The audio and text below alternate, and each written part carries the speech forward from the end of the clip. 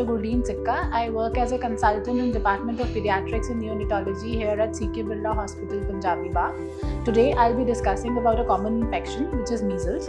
It is a viral infection which is highly contagious. That means it spreads from one individual to another. Like any viral illness, it presents in the form of fever, cold, cough, and a typical red rash which starts from the face and spreads downwards.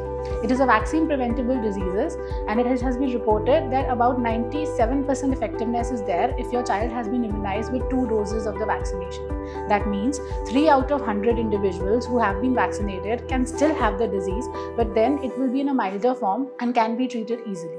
In those who are not vaccinated, it can lead to serious complications such as severe ear infection, pneumonia, brain inflammation known as encephalitis, which can lead to further life-threatening complications or even death. Measles is one of the known diseases which can cause outbreak. Last outbreak in Delhi was in 2023, and the reasons they found out was due to vaccine disruptions due to the pandemic, missed immunization doses due to various reasons, decreased herd immunity, because they say even if one child is left unimmunized, there will be a decrease in the herd immunity.